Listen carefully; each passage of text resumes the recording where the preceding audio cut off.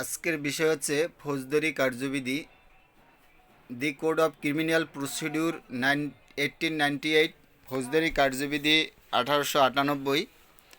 তো এটির বিস্তারিত আলোচনা এবং একটি ধারার সংস্পর্শে যে সমস্ত এমসিকিউ থাকতে পারে ওগুলো নিয়ে আজকের আলোচনা করা হবে। তো ফৌজদারি কার্যবিধি প্রকাশিত হয় 1898 সালের 22শে মার্চ। ফৌজদারি কার্যকর হয় 1898 সালের 1লা জুলাই। ইহা 1898 সালের 5 নং আইন। মোট ধারা হচ্ছে 565টি, তফসিল 5টি, কার্যকর আছে 4টি। ফৌজদারি কার্যবিধি একটি পদ্ধতিগত আইন। তো আমি এর আগে একটি ভিডিওতে যে ধারার সংক্ষিপ্ত রূপ অর্থাৎ এক থেকে সম্পূর্ণ ধারা পর্যায়ক্রমেভাবে আলোচনা করেছি একটি ভিডিওতে, আপনারা ভিডিওটি দেখে নেবেন। অর্থাৎ ফৌজদারি কার্যবিধির সংক্ষিপ্ত রূপ A to Z নামে একটি ভিডিও আছে, তো এইটি আপনারা দেখে নেবেন। আমি এই সংক্ষিপ্ত রূপটি আজকের আলোচনা করতেছি না। এটি একটি ধারার সংস্পর্শে যে সমস্ত এমসিকিউ থাকতে পারে ওগুলো নিয়েই আলোচনা করব আজকের। এটি হচ্ছে ভিডিওর মূল বিষয়। তো আপনারা যদি আমার নোটটি পেতে চান তাহলে উল্লেখিত হোয়াটসঅ্যাপ নাম্বার আছে, এই নোটে দেয়া যে হোয়াটসঅ্যাপ নাম্বারটি আছে 017101642999, আপনারা হোয়াটসঅ্যাপ নাম্বারে ফোন দিয়ে আপনারা নিতে পারেন। মেসেজ দিয়ে আপনারা চাইলে আমি দিতে পারি। তো বিষয়টি হচ্ছে ফৌজদারির যে এমসিকিউ সেটি হচ্ছে, যেমন প্রথম এমসিকিউতে নিয়ে আসছি আমি, ফৌজদারি কার্যবিধি হলো একটি প্রতিকারমূলক আইন, না সামাজিক শৃঙ্খলা রক্ষাকারী আইন, না সংস্কারমূলক আইন। ঘতে বলা হচ্ছে পদ্ধতিগত আইন, অ্যান্সার হচ্ছে ঘ, পদ্ধতিগত আইন। ফৌজদারি কার্যবিধি কত সালের আইন, অ্যান্সার হচ্ছে ঘ, 1898 সালের। অ্যান্সারও হচ্ছে বড় ঘ। 3 নম্বরে বলা হয়েছে ফৌজদারি কার্যবিধিতে কতটি ধারা রয়েছে, অ্যান্সার হচ্ছে গ, 565টি। 4 নম্বরে বলা হয়েছে ফৌজদারি কার্যবিধি কত সাল থেকে কার্যকর করা হয়, অ্যান্সার হচ্ছে গ, 1লা জুলাই 1898 সালে। 5 নম্বরে এমসিকিউতে বলা হয়েছে রাষ্ট্র নির্বাহী বিভাগ থেকে বিচার বিভাগের পৃথকীকরণ নিশ্চিত করবে। এটা গণপ্রজাতন্ত্রী বাংলাদেশ সংবিধানের কোন অনুচ্ছেদে বলা হয়েছে, অ্যান্সার হচ্ছে ঘ, 22 অনুচ্ছেদে বলা হয়েছে। রাষ্ট্রের সকল নির্বাহী ও বিচার বিভাগীয় কর্তৃপক্ষ সংবিধানের কোন অনুচ্ছেদ অনুযায়ী সুপ্রিম কোর্টকে সহায়তা করতে বাধ্য, অ্যান্সার হচ্ছে ঘ, 112 অনুচ্ছেদে। 7 নম্বরে বলা হয়েছে বিচার বিভাগ পৃথকীকরণ মামলার রায় প্রদান করা হয় কোন সনে, অ্যান্সার হচ্ছে ঘ, 1999 সনে। 8 বলা হয়েছে আপিল বিভাগের মাসদার হোসেন মামলার রায় ঘোষিত হয় কোন সনে, অ্যান্সার হচ্ছে ক, 1999 সনে। এরপরে আমি নিয়ে আসছি কিছু সংক্ষিপ্ত রূপ, অর্থাৎ 4-এর 1-এ বলা হয়েছে অ্যাডভোকেট, 4-এর 1-এর কতে অ্যাডভোকেট, 4-এর 1-এর কয়ের ক হচ্ছে অ্যাটর্নি জেনারেল, 4-এর 1-এর খতে বলা হয়েছে জামিনযোগ্য অপরাধ, জামিনে অযোগ্য অপরাধ। 4-এর 1-এর গতে বলা হয়েছে চার্জ বা অভিযোগ। 4-এর 1-এর ওমতে বলা হয়েছে রাষ্ট্রীয় কেরানি। 4-এর 1-এর চতে বলা হয়েছে আমলযোগ্য। 4-এর 1-এর জতে বলা হয়েছে নালিশ অভিযোগ। 4-এর 1-এর নিয়তে বলা হয়েছে হাইকোর্ট বিভাগ। 4-এর 1-এর টতে বলা হয়েছে অনুসন্ধান। 4-এর 1-এর ঠতে বলা হয়েছে তদন্ত। 4-এর 1-এর ডতে বলা হয়েছে বিচারিক কার্যক্রম। 4-এর 1-এর ঢতে বলা হয়েছে আমলের অযোগ্য মামলা। 4-এর 1-এর নতে বলা হয়েছে অপরাধ দণ্ডবিধির হচ্ছে 40 ধারায় অপরাধ। আর 4-এর 1-এর ততে বলা হয়েছে অফিসার ইনচার্জ। 4-এর 1-এর থতে স্থান। 4-এর 1-এর ধতে থানা। 4-এর 1-এর নতে পিপি। 4-এর 1-এর পতে হচ্ছে উপজেলা। তো 9 নম্বর এমসিকিউতে বলা হয়েছে পেনাল কোড এর অপরাধসমূহ কোন আদালত কর্তৃক বিচারযোগ্য। তা ক্রিমিনাল প্রসিডিউর কোডের কোথায় উল্লেখ আছে? অ্যান্সার হচ্ছে খ দ্বিতীয় তফসিল 8ম কলামে। 10-এ বলা হয়েছে আমলের অযোগ্য মামলার ক্ষেত্রে কোনটি সত্য? অ্যান্সার হচ্ছে গ উভয়ই, অর্থাৎ পুলিশ বিনা পরোয়ানায় আসামিকে গ্রেপ্তার করতে পারে না। খতে বলা হয়েছে পুলিশ ম্যাজিস্ট্রেটের অনুমতি ব্যতীত তদন্ত করতে পারে না। 11-তে বলা হয়েছে নিম্নের কোনটি কগনিজাবল অপরাধ? অ্যান্সার হচ্ছে ক অর্থাৎ দাঙ্গা হাঙ্গামা। 12 নম্বরে বলা হয়েছে এজাহার বা জিআর মামলার ক্ষেত্রে কোনটি মিথ্যা? অ্যান্সার হচ্ছে খ সংবাদটি সবসময় লিখিত আকারে হতে হবে। 13-তে বলা হয়েছে নন জিআর মামলা কি? অ্যান্সার হচ্ছে ঘ অর্থাৎ পুলিশের নিকট আমল অযোগ্য অপরাধের সংবাদ। 14-তে বলা হয়েছে কমপ্লেন্ট বলতে বোঝায়? অ্যান্সার হচ্ছে খ জুডিশিয়াল ম্যাজিস্ট্রেটের নিকট দায়েরকৃত অভিযোগ।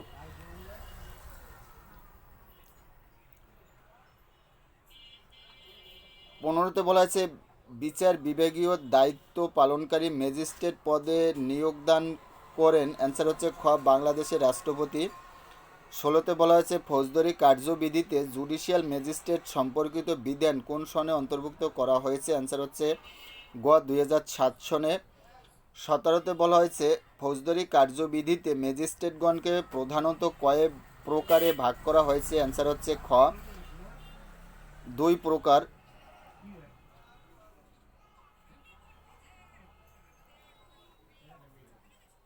18 নম্বর প্রশ্নে বলা হয়েছে জিআর ও নন জিআর মামলাকে একত্রে কি বলে? অ্যান্সার হচ্ছে ঘ প্রোডাকশন মামলা। 19-এ বলা হয়েছে অনুসন্ধান ইনকোয়ারি করে? অ্যান্সার হচ্ছে ক জুডিশিয়াল ম্যাজিস্ট্রেট। 20-এ বলা হয়েছে মামলার সত্যতা যাচাই করার জন্য আদালত কর্তৃক পরিচালিত কার্যক্রমকে কি বলে? অ্যান্সার হচ্ছে খ অনুসন্ধান বা ইনকোয়ারি। 6 ধারায় বলা হয়েছে ফৌজদারি আদালত সমূহের শ্রেণী বিভাগ। 6-এর 1-এ বলা হয়েছে ফৌজদারি আদালতের প্রকার বা শ্রেণী। ফৌজদারি কার্যবিধিতে ফৌজদারি আদালত 2 শ্রেণীর, অর্থাৎ দায়রা আদালত। 2-তে বলা হয়েছে ম্যাজিস্ট্রেট আদালত। 6-এর 2-তে বলা হয়েছে ম্যাজিস্ট্রেট আদালত। ফৌজদারি কার্যবিধিতে 6-এর 2 ধারা অনুযায়ী ম্যাজিস্ট্রেট আদালতকে 2 শ্রেণীর ম্যাজিস্ট্রেট থাকবে। 1-এ বলা হয়েছে বিচারিক ম্যাজিস্ট্রেট, 2-তে বলা হয়েছে নির্বাহী ম্যাজিস্ট্রেট।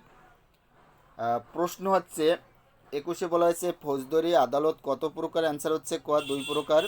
22-এ বলা হয়েছে নিচের কোনটি ফৌজদারি আদালত নয়? অ্যান্সার হচ্ছে ক জেলা জজ আদালত। 23-এ বলা হয়েছে ফৌজদারি কার্যবিধিতে ম্যাজিস্ট্রেটগণকে প্রধানত কয় প্রকারে ভাগ করা হয়েছে? অ্যান্সার হচ্ছে খ 4 প্রকার। 24-এ বলা হয়েছে বিচারিক ম্যাজিস্ট্রেট কত প্রকার? অ্যান্সার হচ্ছে গ 4 প্রকার। 25-এ বলা হয়েছে নিম্নের কে নির্বাহী ম্যাজিস্ট্রেট নন? অ্যান্সার হচ্ছে ক তৃতীয় শ্রেণীর ম্যাজিস্ট্রেট।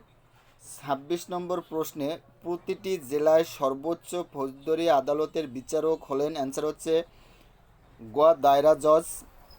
27-এ বলা হয়েছে দায়রা আদালতে কয়টি স্তরের বিচারক থাকতে পারে? অ্যান্সার হচ্ছে খ 3টি। 28 নম্বর প্রশ্নে বলা হয়েছে সিআরপিসি এর কোন ধারায় ফৌজদারি আদালত সমূহের শ্রেণী বিভাগ করা হয়েছে? অ্যান্সার হচ্ছে ক 6 ধারায়। সিআরপিসিতে জুডিশিয়াল ম্যাজিস্ট্রেট সম্পর্কিত বিধান কোন সনে অন্তর্ভুক্ত করা হয়েছে? অ্যান্সার হচ্ছে গ 2007 সালে। কোন সনে জুডিশিয়াল ম্যাজিস্ট্রেটের পদ সৃষ্টি করা হয়েছে? অ্যান্সার হচ্ছে গ 2007 সনে। 31 নম্বর প্রশ্নে বলা হয়েছে কে প্রথম শ্রেণীর ম্যাজিস্ট্রেটের ক্ষমতা প্রয়োগ করতে পারে? অ্যান্সার হচ্ছে ঘ মেট্রোপলিটন ম্যাজিস্ট্রেট। 32-এ বলা হয়েছে প্রতিটি জেলায় নির্বাহী ম্যাজিস্ট্রেটের সর্বোচ্চ পদ হচ্ছে? অ্যান্সার হচ্ছে খ জেলা ম্যাজিস্ট্রেট। 33 নম্বর প্রশ্নে বলা হয়েছে চিফ জুডিশিয়াল ম্যাজিস্ট্রেটকে মহানগর এলাকায় বলা হয়? অ্যান্সার হচ্ছে খ চিফ মেট্রোপলিটন ম্যাজিস্ট্রেট। 34-এ বলা হয়েছে সরকার বিশেষ ম্যাজিস্ট্রেট নিয়োগ দিতে পারে? অ্যান্সার হচ্ছে খ মহানগর এলাকার বাইরে। 35-এ বলা হয়েছে জেলা পর্যায়ে প্রধানত কয় প্রকারের জুডিশিয়াল ম্যাজিস্ট্রেট আদালত থাকে? অ্যান্সার হচ্ছে খ 4। 36-এ বলা হয়েছে কাকে চিফ মেট্রোপলিটন ম্যাজিস্ট্রেট মুখ্য মহানগর হাকিম হিসেবে নিয়োগ দেওয়া হয়? অ্যান্সার হচ্ছে ক অতিরিক্ত দায়রা জজকে। ছয়ের 3-এ বলা হয়েছে বিচারিক ম্যাজিস্ট্রেট এর শ্রেণীবিভাগ। বিচারিক ম্যাজিস্ট্রেট 4 শ্রেণীর, যথা মহানগর এলাকার বাইরে চিফ জুডিশিয়াল ম্যাজিস্ট্রেট, প্রথম শ্রেণীর ম্যাজিস্ট্রেট, দ্বিতীয় শ্রেণীর ম্যাজিস্ট্রেট, তৃতীয় শ্রেণীর ম্যাজিস্ট্রেট। 37-এ বলা হয়েছে কোন ক্ষেত্রে পুলিশ ওয়ারেন্ট ছাড়া গ্রেপ্তার করতে পারে? অ্যান্সার হচ্ছে ক, আমলযোগ্য অপরাধের ক্ষেত্রে। 38-এ বলা হয়েছে কে প্রথম শ্রেণীর ম্যাজিস্ট্রেটের ক্ষমতা প্রয়োগ করতে পারে? অ্যান্সার হচ্ছে ঘ, মেট্রোপলিটন ম্যাজিস্ট্রেট। 39 নম্বর প্রশ্নে বলা হয়েছে সিআরপিসি এর কোন ধারার বিধান অনুযায়ী একজন সাধারণ ব্যক্তি নন বেইলেবল কগনিজেবল অপরাধে অভিযুক্ত ব্যক্তিকে গ্রেপ্তার করতে পারে? অ্যান্সার হচ্ছে ঘ, অর্থাৎ সিআরপিসির 59 ধারায়। 40 নম্বর প্রশ্নে বলা হয়েছে গ্রেপ্তারের জন্য কোনটি বাধ্যতামূলক নয়? অ্যান্সার হচ্ছে ঘ, হাতকড়া পরানো। 9 ধারায় বলা হয়েছে দায়রা আদালত, অর্থাৎ দায়রা আদালতের 3 স্তরের বিচারক থাকবে। দায়রা আদালত ও মহানগর এলাকায় মহানগর দায়রা আদালত, 2তে হচ্ছে অতিরিক্ত দায়রা জজ, 3 হচ্ছে যুগ্ম দায়রা জজ। 9-এর 3-এর ক, সংবিধানের 133 অনুচ্ছেদ অনুযায়ী রাষ্ট্রপতি কর্তৃক দায়রা, অতিরিক্ত দায়রা, যুগ্ম দায়রা জজ নিয়োগ দিবেন। প্রশ্ন হচ্ছে 41 নম্বরে কে অপরাধের বিচারের এখতিয়ার দায়রা আদালতের নেই? অর্থাৎ প্রশ্ন হচ্ছে কোন অপরাধের বিচারের এখতিয়ার দায়রা আদালতের নেই? অ্যান্সার হচ্ছে ঘ, শিশু পাচার। 42 নম্বর প্রশ্নে বলা হচ্ছে প্রতিটি জেলায় সর্বোচ্চ ফৌজদারি আদালতের বিচারক হলেন? অ্যান্সার হচ্ছে গ, দায়রা জজ। 43 নম্বর প্রশ্নে বলা হয়েছে দায়রা আদালত কোন অপরাধের বিচার করতে পারে না? অ্যান্সার হচ্ছে গ, অবৈধ অস্ত্র দখলে রাখা।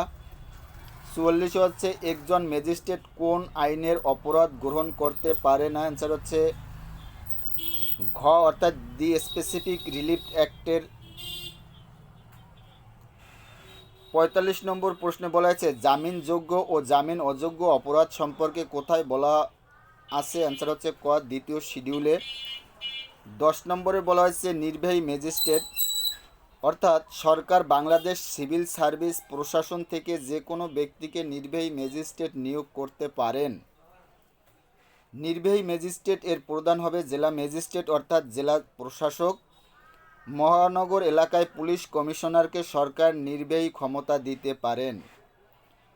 46 নম্বর প্রশ্ন হচ্ছে তল্লাশি চালাতে কতজন লোকের উপস্থিতি প্রয়োজন? অ্যান্সার হচ্ছে খ, 2 জন। 47 নম্বর প্রশ্নে বলা হয়েছে সমন বা রিকুইজিশনে বর্ণিত দলিল কত ধারায় তল্লাশি করা হয়? অ্যান্সার হচ্ছে খ, 96 ধারায়। 48 নম্বর প্রশ্নে বলা হয়েছে জাল দলিল বা নোট বা স্টাম্প তল্লাশি কত ধারার বিধান? অ্যান্সার হচ্ছে গ, 98 ধারার। 49 নম্বর প্রশ্নে বলা হয়েছে কোনো আটক ব্যক্তিকে উদ্ধারের জন্য ম্যাজিস্ট্রেট কত ধারার নির্দেশ দিতে পারেন? অ্যান্সার হচ্ছে ঘ, 100 ধারায়। 50-এ বলা হয়েছে ডাক ও টেলিগ্রাম কর্তৃপক্ষের হেফাজতে থাকা দলিল তল্লাশির আদেশ কে দিতে পারে? অ্যান্সার হচ্ছে ঘ, অর্থাৎ জেলা ম্যাজিস্ট্রেট। খতে বলা হয়েছে চিফ জুডিশিয়াল ম্যাজিস্ট্রেট। 12-2 ধারায় বলা হয়েছে বিশেষ নির্বাহী ম্যাজিস্ট্রেট, অর্থাৎ সরকার মহানগর এলাকার বাইরে নির্দিষ্ট কোনো মামলার দায়িত্ব যে কোনো ব্যক্তির উপর অর্পণ করিতে পারেন, তখন তাকে বিশেষ নির্বাহী ম্যাজিস্ট্রেট বলা হয়। 12-3 ধারায় বলা হয়েছে বিশেষ ম্যাজিস্ট্রেট সরকার হাইকোর্টের সাথে পরামর্শ করে মেট্রোপলিটন এলাকার বাইরে প্রথম শ্রেণী, দ্বিতীয় শ্রেণী ও তৃতীয় শ্রেণীর ম্যাজিস্ট্রেটের ক্ষমতা যে কোনো ম্যাজিস্ট্রেট এর উপর অর্পণ করতে পারে, তখন তিনি হবেন বিশেষ ম্যাজিস্ট্রেট। 51 নং প্রশ্নে বলা আছে প্রতিটি জেলায় নির্বাহী ম্যাজিস্ট্রেটের সর্বোচ্চ পদ হচ্ছে? অ্যান্সার হচ্ছে খ, জেলা ম্যাজিস্ট্রেট। 52-তে বলা হয়েছে ফৌজদারি কার্যবিধির কত ধারায় ফৌজদারি আদালতের গঠন উল্লেখ আছে? অ্যান্সার হচ্ছে ক, 6 ধারায়। ফৌজদারি আদালত কত শ্রেণীর? অ্যান্সার হচ্ছে ক 2 শ্রেণীর। ফৌজদারি আদালত 2 প্রকার, যথা অ্যান্সার হচ্ছে ঘ অর্থাৎ জেলা জজ আদালত, দায়রা আদালত। 55 নং প্রশ্নে বলা হয়েছে ফৌজদারি কার্যবিধিতে বিচারিক ম্যাজিস্ট্রেটগণকে প্রধানত কয় প্রকারে ভাগ করা হয়েছে? অ্যান্সার হচ্ছে ক 4 প্রকার। 56 নং প্রশ্নে দায়রা আদালত মহানগর এলাকায় কি আদালত নামে পরিচিত? অ্যান্সার হচ্ছে খ মহানগর দায়রা আদালত। 57 নং প্রশ্নে বলা হয়েছে দায়রা জজ, অতিরিক্ত দায়রা জজ, যুগ্ম দায়রা জজ নিয়োগ দেওয়া হয়। অ্যান্সার হচ্ছে খ বাংলাদেশ জুডিশিয়াল সার্ভিস কমিশন এর সদস্যদের মধ্য হতে। সংবিধান এর কত অনুচ্ছেদ অনুযায়ী প্রণীত বিধি বিধান অনুযায়ী দায়রা জজ, অতিরিক্ত দায়রা জজ এবং যুগ্ম দায়রা জজ এবং বিচারিক ম্যাজিস্ট্রেট নিয়োগ দেওয়া হয়? অ্যান্সার হচ্ছে গ 133 অনুচ্ছেদ।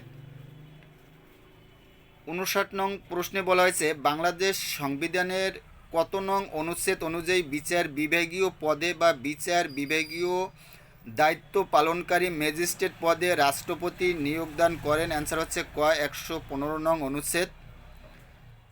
60 নং প্রশ্নে বলা হয়েছে জুডিশিয়াল ম্যাজিস্ট্রেটের নিয়োগ দেওয়া হয়? অ্যান্সার হচ্ছে খ বাংলাদেশ জুডিশিয়াল সার্ভিস কমিশন এর সদস্যদের মধ্যে হতে। 61 নং প্রশ্নে বলা হয়েছে মহানগর এলাকায় চিফ জুডিশিয়াল ম্যাজিস্ট্রেট কী নামে পরিচিত? অ্যান্সার হচ্ছে খ চিফ মেট্রোপলিটন ম্যাজিস্ট্রেট। 62তে বলা হয়েছে মহানগর এলাকায় প্রথম শ্রেণীর ম্যাজিস্ট্রেট কী নামে পরিচিত? অ্যান্সার হচ্ছে গ মহানগর ম্যাজিস্ট্রেট। 63 নং প্রশ্নে বলা হয়েছে নির্বাহী ম্যাজিস্ট্রেটদের নিয়োগ দেওয়া হয়? অ্যান্সার হচ্ছে ক বাংলাদেশ সিভিল সার্ভিস প্রশাসন হতে। জেলা ম্যাজিস্ট্রেট নিয়োগ দেওয়া হয়? অ্যান্সার হচ্ছে ঘ নির্বাহী ম্যাজিস্ট্রেটদের মধ্য হতে। 65 নং প্রশ্নে বলা হয়েছে বিশেষ ম্যাজিস্ট্রেট উল্লেখ আছে? অ্যান্সার হচ্ছে গ অর্থাৎ 12(3) ধারায়। 66 নং প্রশ্নে বলা হয়েছে বিশেষ ম্যাজিস্ট্রেট নিয়োগ দেওয়া হয়? অ্যান্সার হচ্ছে খ নির্বাহী ম্যাজিস্ট্রেটদের মধ্য হতে। সরকার বিশেষ ম্যাজিস্ট্রেট নিয়োগ দিতে পারে? অ্যান্সার হচ্ছে খ মহানগর এলাকার বাইরে।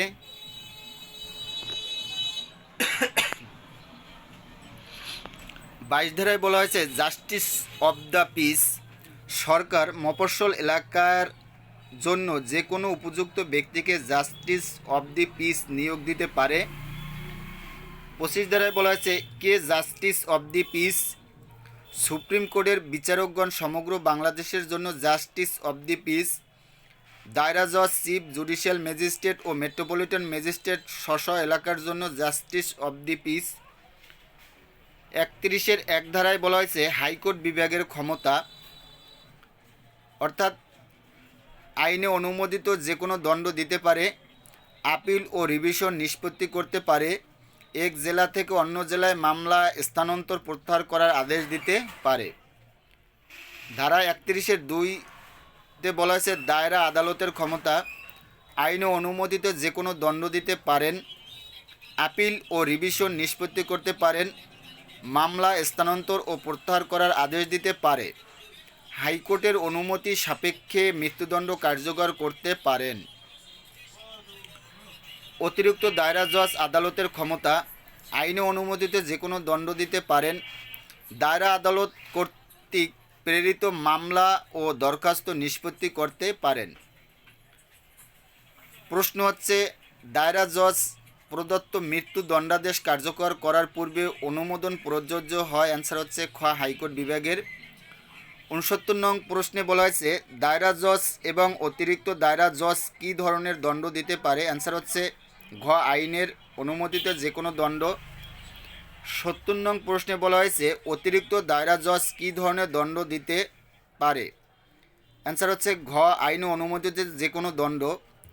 31-3 ধারায় বলা হয়েছে যুগ্ম দায়রা জজ আদালতের ক্ষমতা, মৃত্যুদণ্ড, যাবজ্জীবন ও 10 বছরের অধিক দণ্ড ব্যতীত যে কোনো দণ্ড দিতে পারে, অর্থাৎ সর্বোচ্চ 10 বছর দণ্ড দিতে পারেন।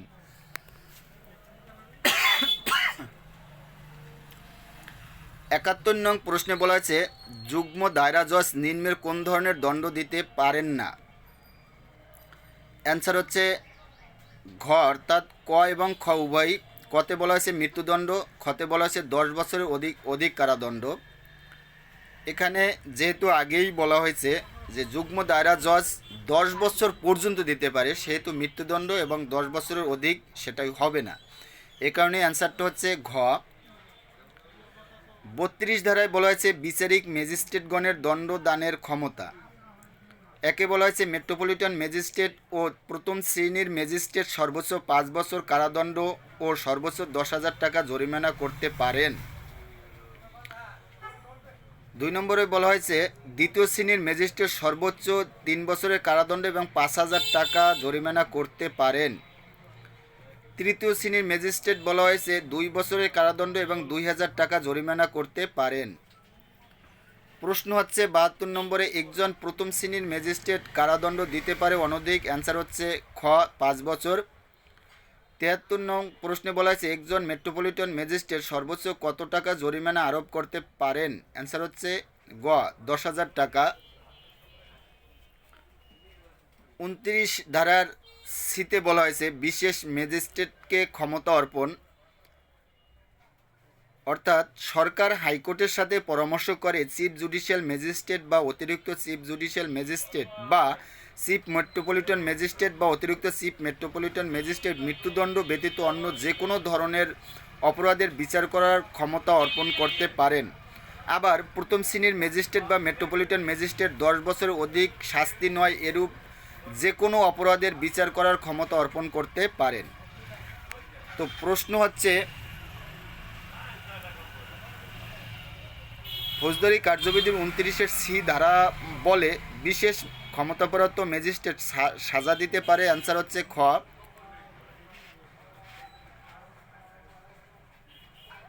7 বছর পর্যন্ত। 33-এর ক ধারায় বলা হয়েছে বিশেষ ম্যাজিস্ট্রেটগণের দণ্ডদানের ক্ষমতা, অর্থাৎ 29-এর সি ধারার বিশেষ ম্যাজিস্ট্রেটগণ প্রথম শ্রেণীর ব্যতীত 7 বছরের অধিক কারাদণ্ড ছাড়া অন্য যে কোনো কারাদণ্ড দিতে পারেন। সুতরাং চিফ জুডিশিয়াল ম্যাজিস্ট্রেটগণ 7 বছর পর্যন্ত দণ্ড দিতে পারবেন, ইহা তাহার সাধারণ এখতিয়ার। 35 ধারায় বলা হয়েছে একই মামলায় ভিন্ন ভিন্ন অপরাধে দণ্ডিত হলে সেক্ষেত্রে শাস্তির বিধান, অর্থাৎ যখন বিচারক একই মামলায় কোনো ব্যক্তিকে ভিন্ন ভিন্ন শাস্তি প্রদান করেন তখন উক্ত কারাবাস আদালত নির্দেশ দিলে একত্রে চলবে, কিন্তু বিচারক কোনো নির্দেশ না দিলে একটি কারাবাস শেষ হলে অন্যটি শুরু হবে, অর্থাৎ পরপর চলবে। তবে পরপর কারাবাসের ক্ষেত্রে কোনো ব্যক্তিকে 14 বছরের বেশি কারাদণ্ড দেয়া যাবে না। আবার উক্ত মামলাটি যদি ম্যাজিস্ট্রেট কর্তৃক বিচার হয় এবং তিনি যদি কতিপয় অপরাধের শাস্তির একত্রিত করে দেন তবে সেই সাজার পরিমাণ ওই ম্যাজিস্ট্রেট এর এখতিয়ারের দ্বিগুণ হবে না। উপরোক্ত শাস্তির বিরুদ্ধে আপিল করা হলে দণ্ডের মোট পরিমাণকে একটি দণ্ড বলে গণ্য করতে হবে। 35-এর ক ধারায় বলা হয়েছে দণ্ডপ্রাপ্ত ব্যক্তি জেল হাজতে থাকলে তার সাজার মেয়াদ, অর্থাৎ দণ্ডপ্রাপ্ত ব্যক্তি জেল হাজতে থাকলে বিচার শেষে উক্ত হাজতবাস বাদ দিতে হবে, কিন্তু বিচার শেষে দণ্ডের চেয়ে যদি তার হাজতবাস বেশি হয় তাহলে আসামিকে ছেড়ে দিতে হবে, অর্থাৎ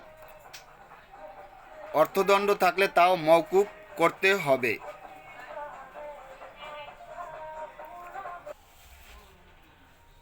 75 নং প্রশ্নে বলা হয়েছে বিচার চলাকালে 1 বছর হাজতে থাকা একজন আসামির 5 বছরের কারাদণ্ডের আদেশ হয়, দণ্ডিত আসামিকে কতদিন কারাগারে সাজা ভোগ করতে হবে। অ্যান্সার হচ্ছে গ, 4 বছর।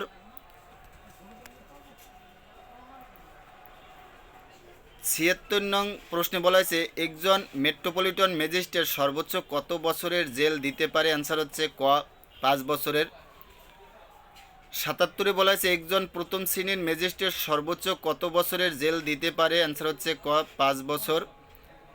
দ্বিতীয় শ্রেণীর ম্যাজিস্ট্রেট সর্বোচ্চ কত বছরের জেল দিতে পারে? অ্যান্সার হচ্ছে গ 3 বছর।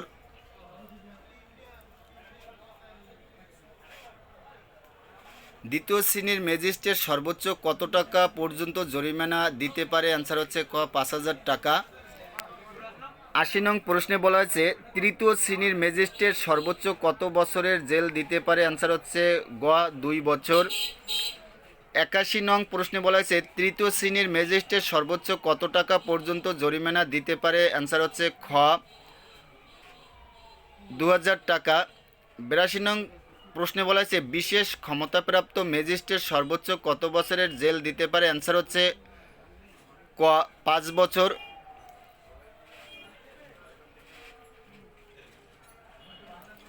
83 নং প্রশ্নে বলা হয়েছে একজন প্রথম শ্রেণীর ম্যাজিস্ট্রেট সর্বোচ্চ কত বছরের জেল দিতে পারে? অ্যান্সার হচ্ছে ক 5 বছর। দ্বিতীয় শ্রেণীর ম্যাজিস্ট্রেট সর্বোচ্চ কত বছরের জেল দিতে পারে? অ্যান্সার হচ্ছে গ 3 বছর। দ্বিতীয় শ্রেণীর ম্যাজিস্ট্রেট সর্বোচ্চ কত টাকা পর্যন্ত জরিমানা দিতে পারে? অ্যান্সার হচ্ছে ক 5,000 টাকা। 86 নং প্রশ্নে বলা হয়েছে তৃতীয় শ্রেণীর ম্যাজিস্ট্রেট সর্বোচ্চ কত বছরের জেল দিতে পারে? অ্যান্সার হচ্ছে গ 2 বছর। 87 নং প্রশ্নে বলা হয়েছে তৃতীয় শ্রেণীর ম্যাজিস্ট্রেট সর্বোচ্চ কত বছরের জেল দিতে পারে? অ্যান্সার হচ্ছে খ 2000 টাকা।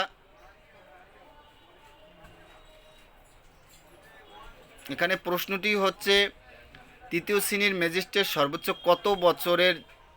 2 বছরের হবে, আর টাকার ক্ষেত্রে হবে 2000 টাকা। 88 নং প্রশ্নে বলা হয়েছে বিশেষ ক্ষমতাপ্রাপ্ত ম্যাজিস্ট্রেট সর্বোচ্চ কত বছরের জেল দিতে পারে?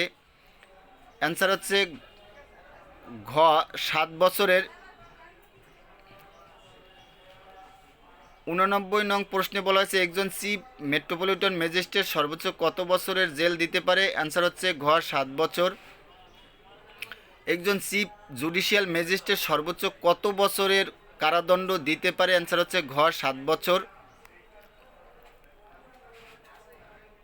91 নং প্রশ্নে বলা হয়েছে সমগ্র বাংলাদেশের জাস্টিস অব দ্য পিস হলো? অ্যান্সার হচ্ছে গ সুপ্রিম কোর্টের বিচারপতিগণ। 92 নং প্রশ্নে বলা হয়েছে ফৌজদারি কার্যবিধি অনুযায়ী দণ্ডবিধির অধীন বর্ণিত অপরাধসমূহের বিচার করতে পারে? অ্যান্সার হচ্ছে ঘ উপরের সবকটি, অর্থাৎ হাইকোর্ট বিভাগ, দায়রা আদালত, দ্বিতীয় তফসিলে বর্ণিত আদালতসমূহ। 93 নং প্রশ্নে বলা হয়েছে 15 বছরের নিচের কোনো শিশু মৃত্যুদণ্ড অথবা যাবজ্জীবন কারাদণ্ডযোগ্য অপরাধ ব্যতীত অন্য কোন অপরাধ করলে সেই অপরাধের বিচার করতে পারে? অ্যান্সার হচ্ছে ঘ চিফ জুডিশিয়াল ম্যাজিস্ট্রেট। 94 নং প্রশ্নে বলা হয়েছে ফৌজদারি কার্যবিধি অনুযায়ী কত বছরের কোনো শিশুর অপরাধ মৃত্যুদণ্ড অথবা যাবজ্জীবন কারাদণ্ডযোগ্য অপরাধ ব্যতীত চিফ জুডিশিয়াল ম্যাজিস্ট্রেট বিচার করতে পারে? অ্যান্সার হচ্ছে ক 15 বছর। 95 নং প্রশ্নে বলা হয়েছে হাইকোর্ট বিভাগ সর্বোচ্চ কত বছরের অপরাধের বিচার করার ক্ষমতা মেট্রোপলিটন ম্যাজিস্ট্রেট বা প্রথম শ্রেণীর ম্যাজিস্ট্রেটকে অর্পণ করতে পারে? অ্যান্সার হচ্ছে গ 10 বছর। 96 নং প্রশ্নে বলা হয়েছে হাইকোর্ট বিভাগ নিম্নের কোন অপরাধ ছাড়া যে কোনো অপরাধের বিচার করার ক্ষমতা চিফ জুডিশিয়াল ম্যাজিস্ট্রেট বা চিফ মেট্রোপলিটন ম্যাজিস্ট্রেটকে অর্পণ করতে পারে? অ্যান্সার হচ্ছে ঘ মৃত্যুদণ্ড। 97 নং প্রশ্নে বলা হয়েছে ফৌজদারি কার্যবিধির 29-এর গ ধারা অনুযায়ী মেট্রোপলিটন ম্যাজিস্ট্রেট বা প্রথম শ্রেণীর ম্যাজিস্ট্রেট বিচার করতে পারে সর্বোচ্চ কোন ধরনের শাস্তিযোগ্য অপরাধের? অ্যান্সার হচ্ছে গ 10 বছর।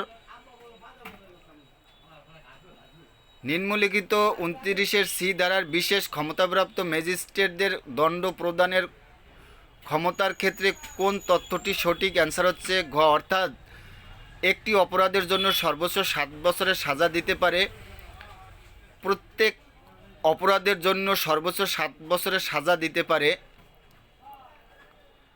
99 নং প্রশ্নে বলা হয়েছে জরিমানা অনাদায়ে ম্যাজিস্ট্রেট যে দণ্ড আরোপ করে তা? অ্যান্সার হচ্ছে ক, অর্থাৎ মূল কারাদণ্ডের সাথে যোগ করা যেতে পারে। 100 নং প্রশ্নে বলা হয়েছে আদালত কারাবাস একের পর এক চলবে বলে আদেশ দিলে উক্ত ক্ষেত্রে অভিযুক্ত ব্যক্তিকে সর্বোচ্চ কত বছর কারাদণ্ডে দণ্ডিত করতে পারে? অ্যান্সার হচ্ছে গ 14 বছর। 101-এ বলা হয়েছে ম্যাজিস্ট্রেট একই বিচারে আসামির একাধিক অপরাধের শাস্তি একত্রিত করে দিলে উক্ত শাস্তির সর্বোচ্চ পরিমাণ হবে না ম্যাজিস্ট্রেটের দণ্ড দেওয়ার যে এখতিয়ার আছে তার দ্বিগুণ। অর্থাৎ ক অ্যান্সার, কোনো ব্যক্তিকে দুই বা ততোধিক অপরাধের জন্য এক বিচারের আদালত পৃথক পৃথক শাস্তি প্রদান করে এবং উক্ত শাস্তি যদি কারাবাস বা যাবজ্জীবন কারাবাস হয় তাহলে উক্ত কারাবাস অ্যান্সার হচ্ছে ঘ, অর্থাৎ একত্রে চলতে পারে। খতে বলা হয়েছে পরপর চলতে পারে। 103 নং প্রশ্নে বলা হয়েছে বিচার চলাকালীন সময় আসামি হাজতে থাকলে এবং বিচারের দণ্ডপ্রাপ্ত হলে তার উক্ত হাজতবাসের মেয়াদ বাদ দেওয়া হবে না যদি সে অ্যান্সার হচ্ছে খ মৃত্যুদণ্ডে দণ্ডিত হয়। 104 নং প্রশ্নে বলা হয়েছে বিচার চলাকালীন সময়ে আসামি যে মেয়াদের কারাবাস ভোগ করেছে তা যদি সে যে দণ্ডে দণ্ডিত হয়েছে তার মেয়াদ অপেক্ষা বেশি হয় তাহলে আসামির অ্যান্সার হচ্ছে ঘ, অর্থাৎ অর্থদণ্ড যদি থাকে মওকুফ হবে। খতে বলা হয়েছে তাকে কারাবাস থেকে ছেড়ে দেওয়া হবে।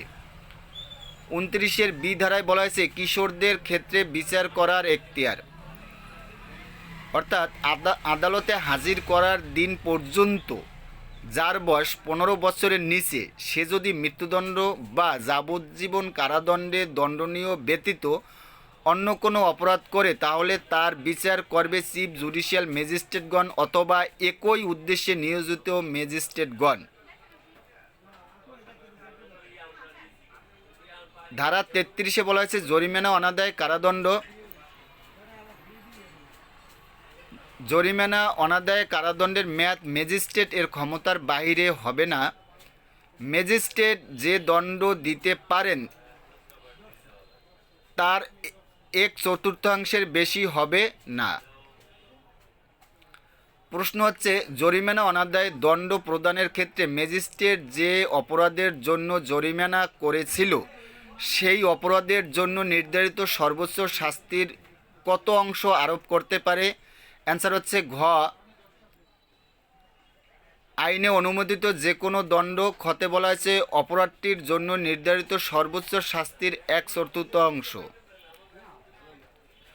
ফৌজদারি মামলা দায়ের। ফৌজদারি মামলা দুইভাবে দায়ের করা যায়, কমপ্লেন্ট বা নালিশ বা অভিযোগ দায়ের করে যাহা ম্যাজিস্ট্রেট এর নিকট দায়ের করতে হবে। দুইতে বলা হয়েছে এজাহার বা এফআইআর দায়ের করে যাহা পুলিশের নিকট দায়ের করতে হয়। 4-1-এর যতে বলা হয়েছে কমপ্লেন্ট বা অভিযোগ। কমপ্লেন্ট মৌখিক বা লিখিত আকারে বিচারিক ম্যাজিস্ট্রেট এর নিকট দায়ের করতে হয়। কমপ্লেন্ট মৌখিকভাবে দায়ের করলে ম্যাজিস্ট্রেট উহা লিখে নেবেন। এফআইআর বা এজাহার। এফআইআর এর পূর্ণাঙ্গ রূপ হল ফার্স্ট ইনফরমেশন রিপোর্ট। কোনো অপরাধ সংগঠনের যে তথ্য সর্বপ্রথম পুলিশের নিকট দেওয়া হয় উহাই এফআইআর।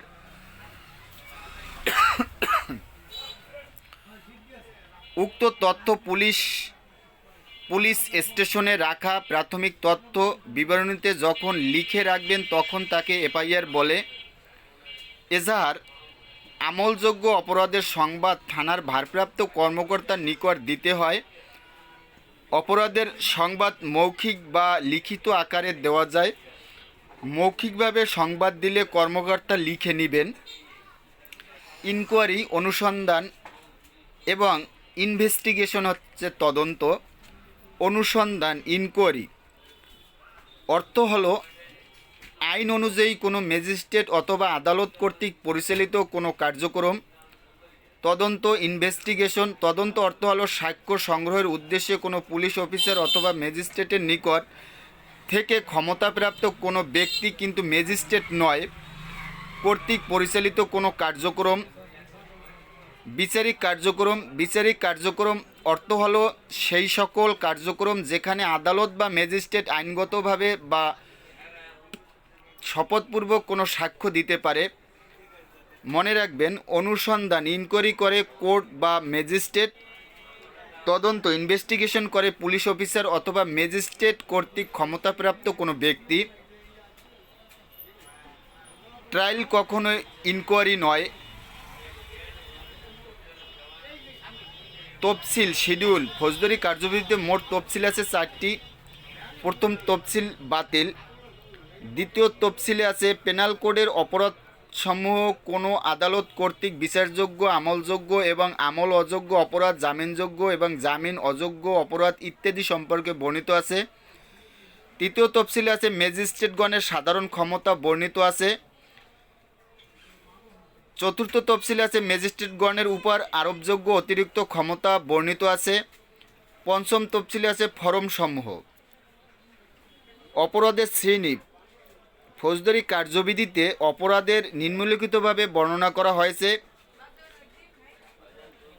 বেইলেবল অফেন্স জামিনযোগ্য অপরাধ, নন বেইলেবল অফেন্স জামিন অযোগ্য অপরাধ, কগনিজেবল অফেন্স আমল অযোগ্য অপরাধ, নন কগনিজেবল অফেন্স আমল অযোগ্য অপরাধ। কোনো অপরাধ বেইলেবল অফেন্স না নন বেইলেবল অফেন্স বা কগনিজেবল অফেন্স না নন কগনিজেবল অফেন্স তা সেকেন্ড শিডিউল দ্বারা বুঝতে হয়। কগনিজেবল অফেন্স এর ক্ষেত্রে পুলিশ ওয়ারেন্ট ছাড়া অ্যারেস্ট করতে পারে। নন কগনিজেবল এর ক্ষেত্রে পুলিশ ওয়ারেন্ট ছাড়া অ্যারেস্ট করতে পারে না। কমপ্লেন্ট বলতে বোঝায় 106 নং প্রশ্নের বলা হয়েছে কমপ্লেন্ট বলতে বোঝায় অ্যান্সার হচ্ছে খ জুডিশিয়াল ম্যাজিস্ট্রেটের নিকট দায়েরকৃত অভিযোগ। এফআইআর এর পূর্ণাঙ্গ শব্দরূপ কোনটি? অ্যান্সার হচ্ছে ঘ ফার্স্ট ইনফরমেশন রিপোর্ট। 108 নং প্রশ্নে বলা হয়েছে ফৌজদারি মামলা দায়ের করা যায় কত ভাবে? অ্যান্সার হচ্ছে গ 2 ভাবে। 109 নং প্রশ্নে বলা হয়েছে নিচের কোনটি কমপ্লেন্ট নয়? অ্যান্সার হচ্ছে ঘ অর্থাৎ পুলিশের নিকট দায়েরযোগ্য অভিযোগ। গতে বলা হয়েছে পুলিশ অফিসার এর রিপোর্ট। 110 নং প্রশ্নে বলা হয়েছে কমপ্লেন্ট দায়ের করতে হয়। অ্যান্সার হচ্ছে ঘ বিচারিক ম্যাজিস্ট্রেটের নিকট।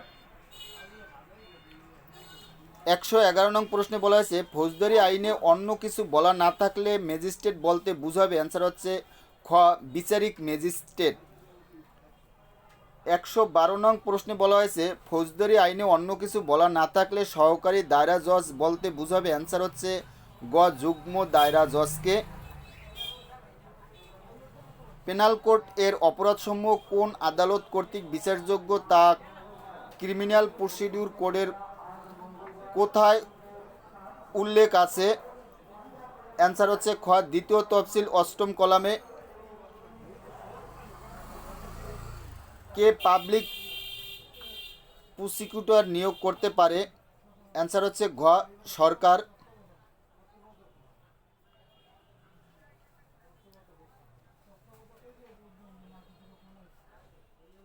115 নং প্রশ্নে বলা হয়েছে তদন্ত ইনভেস্টিগেশন করে। অ্যান্সার হচ্ছে খ পুলিশ। 116 নং প্রশ্নে বলা হয়েছে নিচের কোনটি বিচারিক কার্যক্রমের অন্তর্ভুক্ত? অ্যান্সার হচ্ছে গ ম্যাজিস্ট্রেট কর্তৃক সাক্ষ্য গ্রহণ। 117 নং প্রশ্নে বলা হয়েছে অনুসন্ধান ইনকোয়ারি করে। অ্যান্সার হচ্ছে ক জুডিশিয়াল ম্যাজিস্ট্রেট। 118 নং প্রশ্নে বলা হয়েছে কোন ধরনের অপরাধের ক্ষেত্রে পুলিশ ওয়ারেন্ট ছাড়া অ্যারেস্ট করতে পারে? অ্যান্সার হচ্ছে ক কগনিজেবল অফেন্স আমলযোগ্য অপরাধ। 119 নং প্রশ্নে বলা হয়েছে কোন ধরনের অপরাধের ক্ষেত্রে পুলিশ ওয়ারেন্ট ছাড়া অ্যারেস্ট করতে পারে না? অ্যান্সার হচ্ছে খ নন কগনিজেবল আমল অযোগ্য অপরাধ। 120 নং প্রশ্নে বলা হয়েছে কোন অপরাধ জামিনযোগ্য না জামিন অযোগ্য তা ফৌজদারি কার্যবিধির কোথায় বলা আছে? অ্যান্সার হচ্ছে খ দ্বিতীয় শিডিউলে। 121 নং প্রশ্নে বলা হয়েছে পিপি অর্থ কি? অ্যান্সার হচ্ছে গ পাবলিক প্রসিকিউটর। 122 নং প্রশ্নে বলা হয়েছে অভিযোগ গঠনের আগে পাবলিক প্রসিকিউটর মামলা প্রত্যাহার করলে আদালত আসামিকে অ্যান্সার হচ্ছে ক অব্যাহতি ডিসচার্জ দিতে পারে। অভিযোগ গঠনের পরে পাবলিক প্রসিকিউটর মামলা প্রত্যাহার করলে আসামিকে অ্যান্সার হচ্ছে খ খালাস অ্যাকুইটাল দিতে পারে। 124 নং প্রশ্নে বলা হয়েছে পাবলিক প্রসিকিউটর কে নিয়োগ দেওয়া হয়। অ্যান্সার হচ্ছে ঘ 492 ধারায় 125 নং। প্রশ্নে বলা হয়েছে ফৌজদারি কার্যবিধির কত নং তফসিলে কোনো অপরাধ জামিনযোগ্য না জামিন অযোগ্য তা উল্লেখ আছে। অ্যান্সার হচ্ছে ঘ 2য় তফসিল 5ম কলামে। 126 নং প্রশ্নে বলা হয়েছে বিচারিক ম্যাজিস্ট্রেট এবং নির্বাহী ম্যাজিস্ট্রেটদের সাধারণ এখতিয়ার উল্লেখ আছে। অ্যান্সার হচ্ছে গ 3য় তফসিল 5ম কলামে। 127 নং প্রশ্নে বলা হয়েছে বিচারিক ম্যাজিস্ট্রেট এবং নির্বাহী ম্যাজিস্ট্রেটদের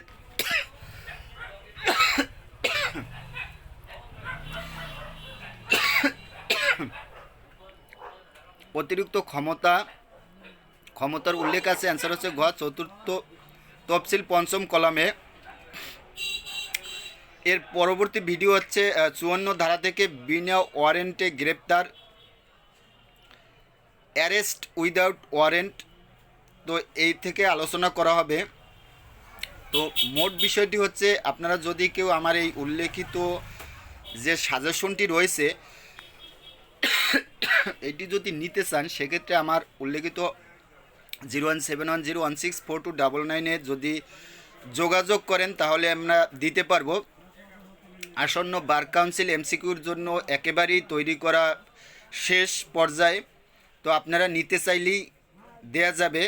তো আজকের ভিডিও এ পর্যন্তই। ভালো থাকুন, পরবর্তী ভিডিওতে নিয়ে আসতেছি। তো আমার চ্যানেলটি অবশ্যই সাবস্ক্রাইব করে রাখবেন।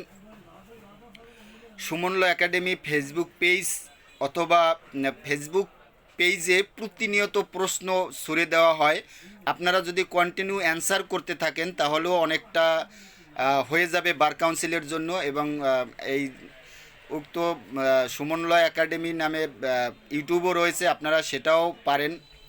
তো আজকের এই পর্যন্তই। ভালো থাকুন, সুস্থ থাকুন।